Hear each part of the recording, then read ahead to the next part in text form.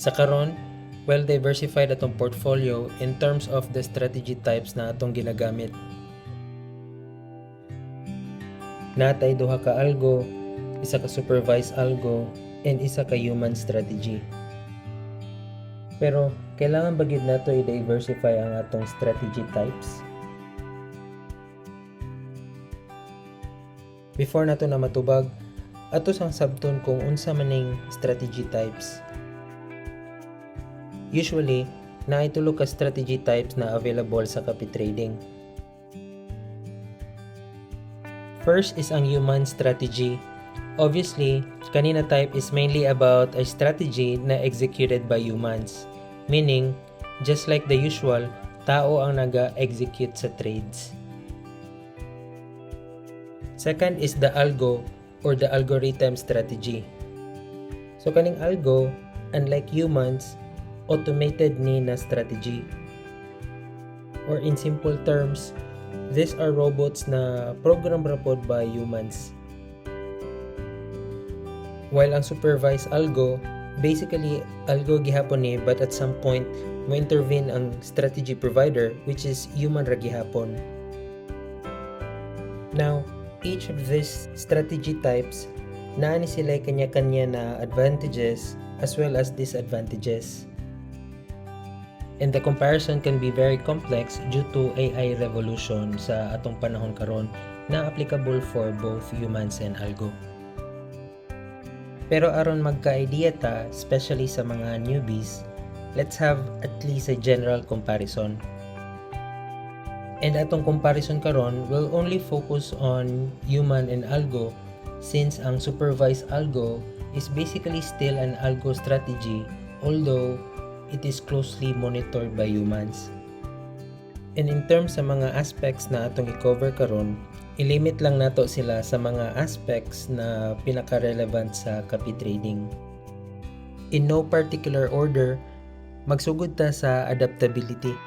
So during changes in market conditions caused by geopolitical events or high-impact news, mas naay advantage ang human master traders because mas paspas sila maka-interpret sa new information, while ang algo would possibly struggle because limited ilahang execution due to limited historical data or programming.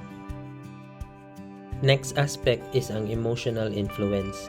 So while trading, prone ang human master traders sa emotional biases like fear and greed. While ang algorithmic master traders are free from emotional biases and nag-trade sila based on logic and predefined rules.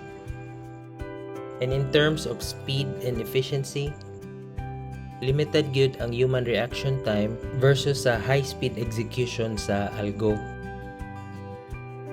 Another aspect na ato pong ginatan-aw is ang scalability. So human as we are, syempre, kailangan na to og rest. Therefore, limited atong time sa trading while the algo master traders can operate 24/7. So, maski pa mag-trade na continuously ang algo, dili jud na kapuyon, unlike humans. Idungag pa nato na ang humans possible magkasakit or dili available due to certain life events. Sa laing bahin, lamang pud ang human master traders in terms of technical dependability, and that's because prone ang bots or ang algo sa mga technical issues or glitches. While ang human master traders pwede ra magpadayon og trade as long as dili siya dependent solely to any particular trading tools. So with these aspects, makita nato na both ang human and algo strategy has their own unique strengths and challenges. Pero again, these are just limited aspects with general ideas sa human versus algo comparison. So please note na these cases are not applicable at all times kay tungod recent developments sa trading styles, both in manual trading and algo trading, may already have addressed some of the mentioned challenges.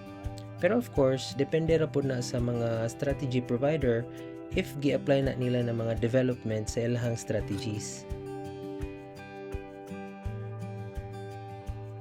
So the point here is, both of them can be a great option. Need lang jud na to i-balance or i-align ang type sa master traders na atong pilion based sa atong trading goals o risk tolerance. Therefore, rather than focusing on which strategy type is better, mas maayo gyud na i-check na to ang track record sa master trader aron ma-set properly atong expectation sa ilang performance. And that's all for now. I hope nakatabang ning video sa inyong tanan.